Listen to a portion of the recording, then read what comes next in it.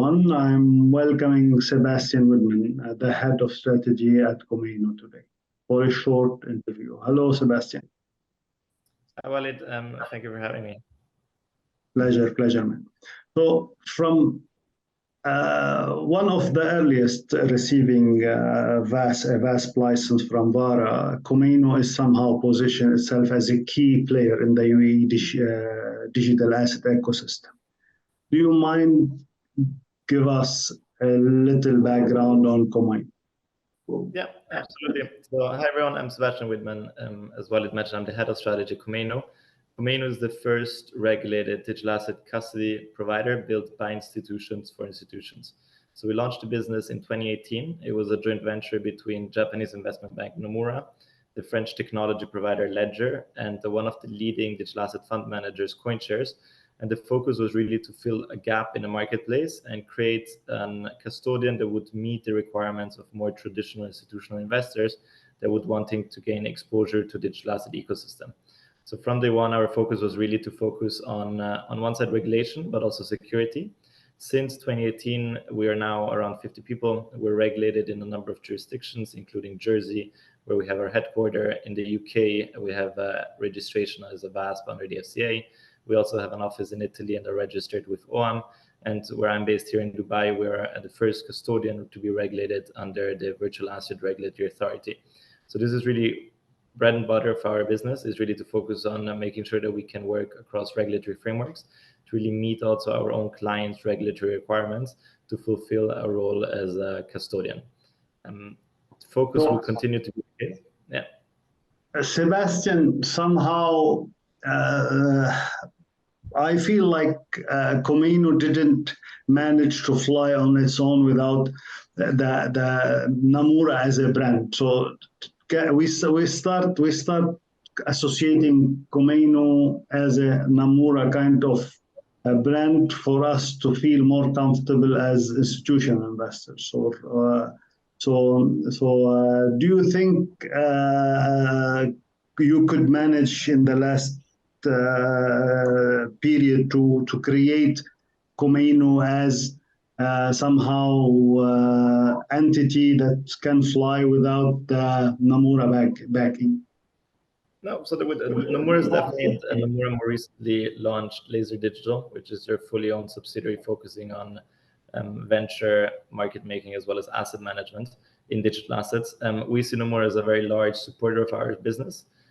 However, we have to note that we're an independent business, so we don't have a single majority shareholder. So Komainu is an independent entity and independently regulated in a number of jurisdictions.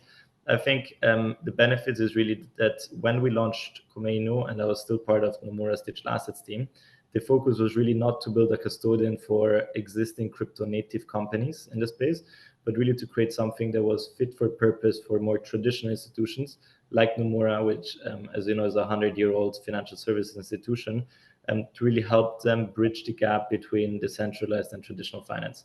So when we set up Komainu, we never wanted to be the biggest ones in the shortest time frame, but we wanted to make sure that we would be the most longevous and custodian that would be there for crypto, but also for more digital assets, or the way we see digital assets evolve in the future, to really encompass security tokens, stable coins, central bank digital currency, etc.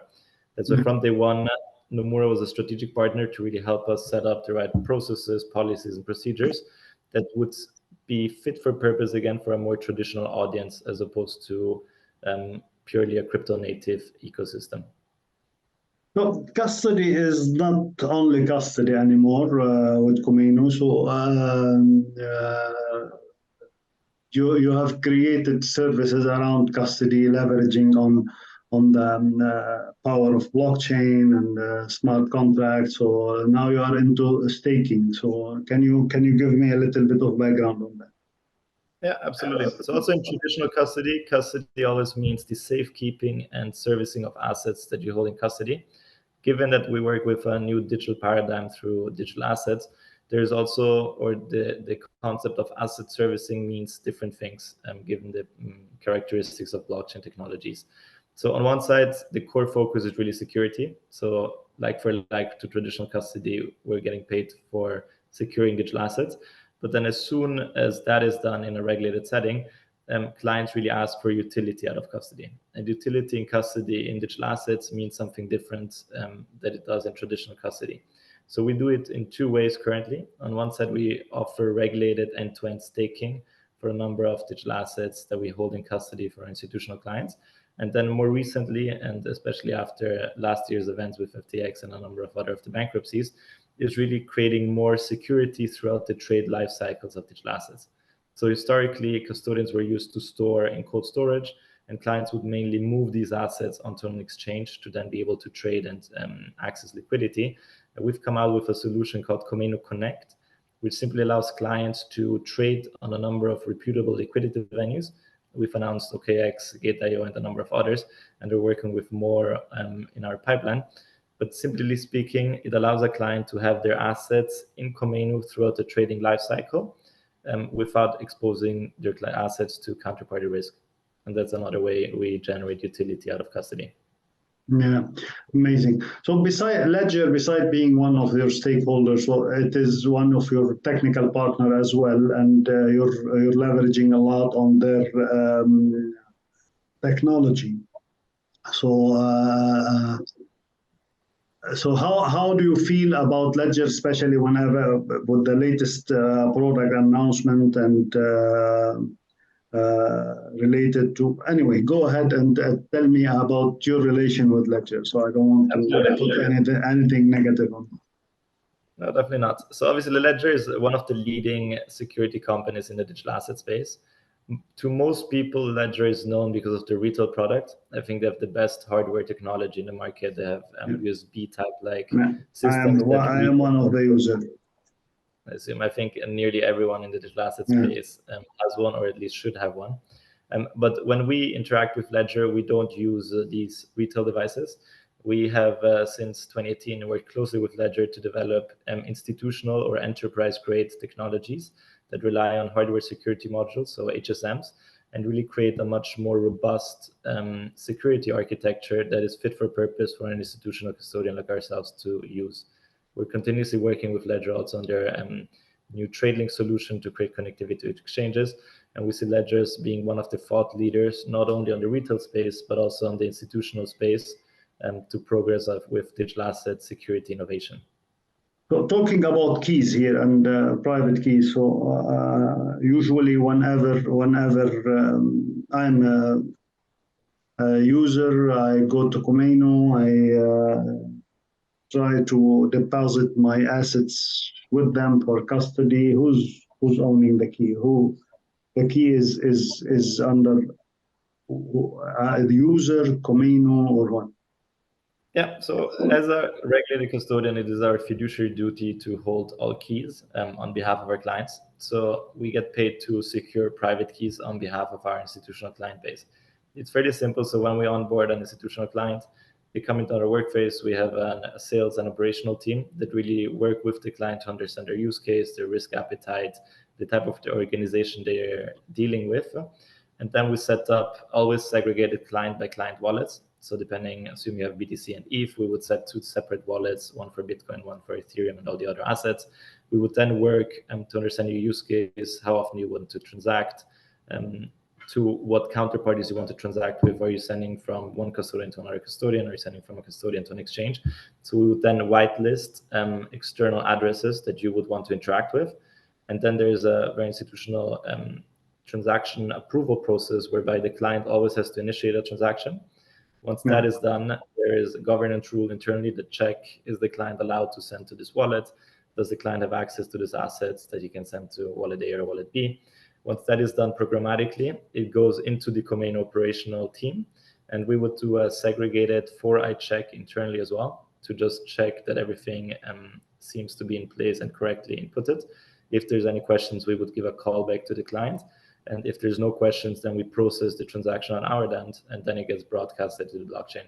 Yeah. But throughout this process, all the private keys sit with Komainu, and it is our role to keep these secure. So my question came to you, and at the end of the day, all assets are on chain, but the keys. So I just had that picture when talking about custody, about seeing like one of the films when you go to the shop at the bank with two different keys, one for the client, one for the bank.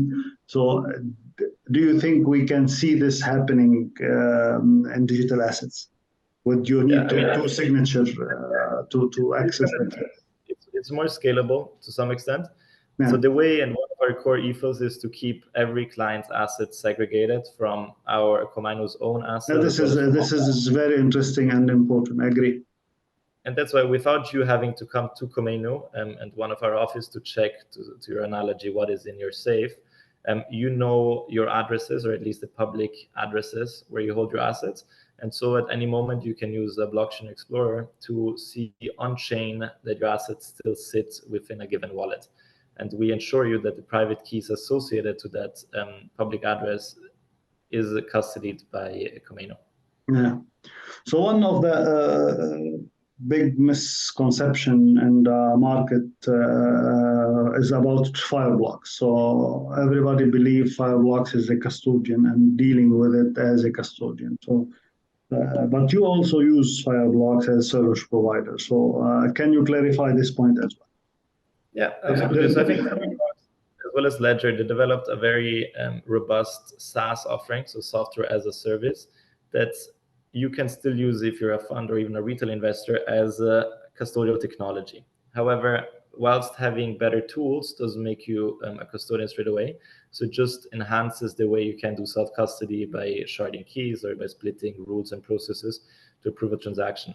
What really differentiates it from a technology provider to a service provider, as you yourselves, is deploying that technology on behalf of clients in a regulated setting, which means we have all these certificates from a security perspective, from a regulatory perspective, that ensures that we have all the policies and procedures in place to really act as a regulated custodian. And that is the key differentiator from just deploying institutional grade technology to deploying institutional grade technology in a more regulated and third-party setting.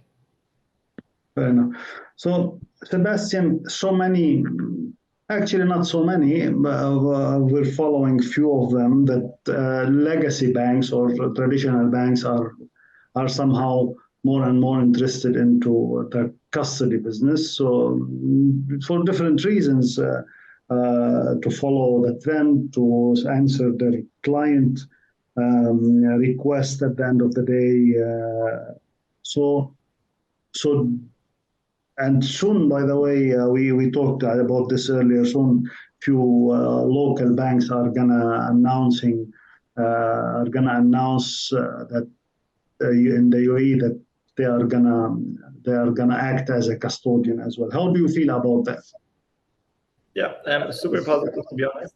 So also when we launched Komainu in 2018, one of the reasons we did it as a joint venture as opposed to a fully owned subsidiary of Nomura was really because we thought that, and we still believe that custody is the foundational pillar to anyone's institutional grade digital asset strategy.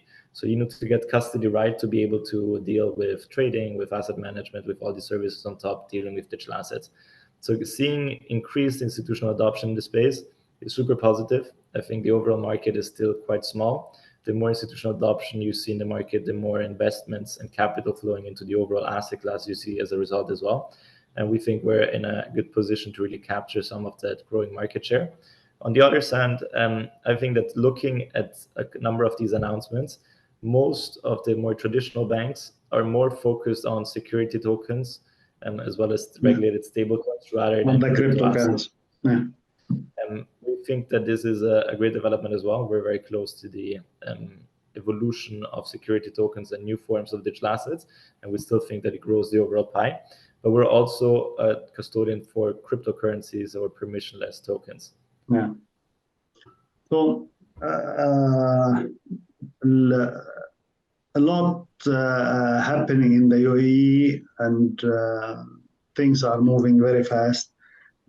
Starting so many exchanges and a lot of projects. So, but somehow regulators still, they are fine with not to segregate between trading activity and custody activity. So yeah, even though, let's say in ADGM, they ask you to create a different kind of entity for custody, but somehow it is under the same company. So do you believe that regulators should really segregate totally between trading activities and custody? Yeah, I think on one side, the infrastructure still has to evolve to facilitate that at scale. There's the benefits of exchanges holding wallets for direct withdrawals to their client base. Or I believe that a majority of assets should be kept in a third-party regulated custodian. We're seeing it evolve twofold. On one side, and I think the healthiest way is not for regulators to enforce this directly, but it's for the industry to really request it from the infrastructure they deal with. So most institutional players we work with, as well as more and more players that have faced difficulties last year with FTX bankruptcies and having assets locked up in different entities, they're now requesting their liquidity venues to have third-party custodians. And that's why we're also seeing significant traction with our Komainu Connect platform, which allows our clients to not have to have assets on an exchange, but be able to have assets in what we call a collateral wallet within Komainu and still access the same exchange liquidity as they did before. As you saw, we announced a new milestone in Komainu Connect, whereby we're allowing CoinShares, one of our leading shareholders as well as clients, to have assets in a collateral wallet within Komainu and trade all sorts of products, not just spot, but also derivatives products on OKX, whilst the settlement being taken. This was my last question. So, Sebastian, you mean that it is about user to decide or trader to decide what do they want, but are they educated enough or knowledgeable enough to take such a decision or to push such a decision toward the exchange that they are using? Absolutely. I think it would be both. It will be users as well as regulators to some extent, but it's a journey rather than a stopgap at one moment in time. So the only way the market grows overall is if you see more institutional adoption, and real institutional adoption only comes if more of the traditional players start moving into this asset class. Traditional players, the large hedge funds, large asset managers, as well as banks, they're accustomed to segregation throughout the value chain in traditional assets. So the custodian has custodial duties, there's a clearinghouse, and then you have an exchange which simply matches orders, as opposed to in digital assets, exchanges are more prime brokers, given that they also sit on the assets. And I think as you see more institutional adoption, there will be a clear shift. And I think we're also seeing exchanges being proactive around that and understanding that this shift is coming to market, that will start to more and more segregate custodying assets from exchanging the assets. And then I can imagine charges flying over on exchanges. Because staking and or custody is a big venue of income for them. So I'm not sure how the charges on trading would be if they don't act as custodian as well. So my last question, you already highlighted a little bit on. So go ahead. Sorry. As an exchange, you can still stake then a custodian, right? So if the exchange offers staking to an end client, but the staking is happening in a regulated setting through custodial staking like we can offer here in the UAE. The exchange still benefits from the revenue or part of the revenues, whilst giving their end clients more assurances and confidence that staking actually happens rather than any reapplication of assets, et cetera, et cetera. So I think it just creates more transparency and maturity in the marketplace. Cool. So you highlighted earlier the latest announcement that you already did with CoinShares and OKX. So feel free to end up by this. Just please share more information about it. Yeah, no, I think it's again Komainu Connect. So how can you create utility out of custody? How can you allow clients to trade on exchanges? What's having their assets in segregated, regulated third-party custody?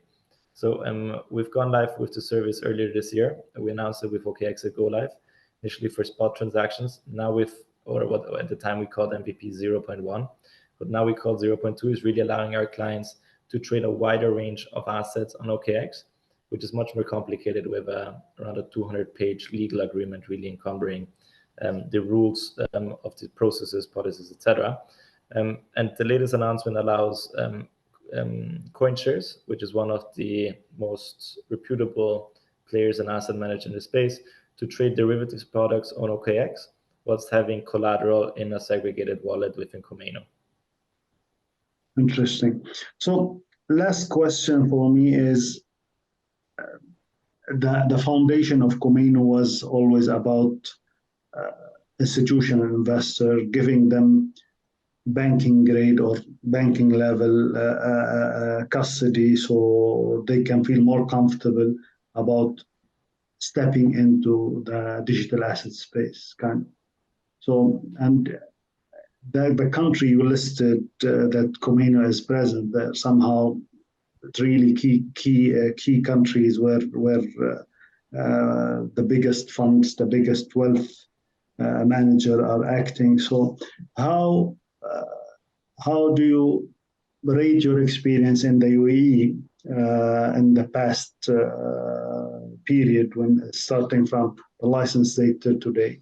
So are we seeing institutional investors moving into the digital asset space? And what is, let's go one by one. So are we witnessing this progress, or are we bringing more liquidity to the digital assets market? Absolutely. So just one thing to notice, that the way we prioritize our regulatory expansion is always by identifying client demands and push from our clients to open in one jurisdiction before opening in another jurisdiction. We've seen a lot of push for most jurisdictions we're currently based in, but also the UAE. On one side, because of the very proactive regulatory frameworks that regulators like VARA are coming to market, that are really activity-based and really understand the characteristics of digital assets, rather than just trying to fit digital assets into one part of traditional regulation. And so we're seeing this really resonating with the marketplace, hence why I think we've seen global players move to the region. I expect this trend to only continue. We're seeing more and more investment flowing into the UAE as a whole, not just Dubai or Abu Dhabi, but as the region as well. And I think that the UAE especially will be a great access point to the whole GCC region. But at the end of the day, my question, Sebastian, I agree with you, and we're all happy with that.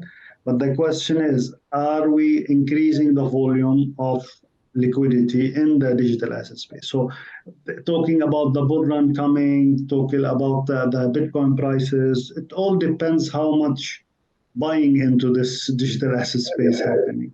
And are we moving traditional assets, institutional investors, from traditional assets to digital assets, or are they diversifying their portfolio? Do you see this happening? No, I think a good data point for that is really one of our investors, CoinShares, publishes weekly reports that measure the net asset inflows in listed digital asset products, which is the easiest way for a traditional investor to gain exposure. And if you look, and I think it's a global trend, not just in one region or another, throughout the past year, up to the last week of September, we've seen net inflows of just 50 million across all digital asset products, which have billions of dollars AUM.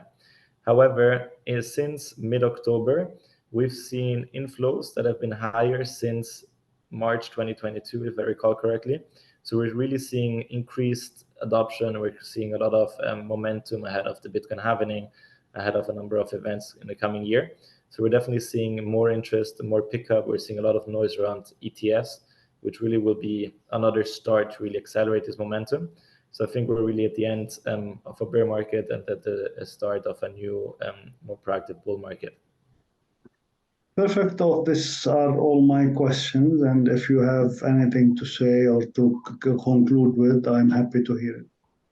No, I think we covered a lot. Obviously, I'm always available for any follow-ups. Our key focus is really to bridge the gap between traditional and decentralized finance. So we see ourselves also as educators in the space. So we're also happy to engage with institutions that want to learn more about how to. I'm following your contributing content to Forbes, so I'm glad. Great to hear. Thank you. Thank you very much, Walid.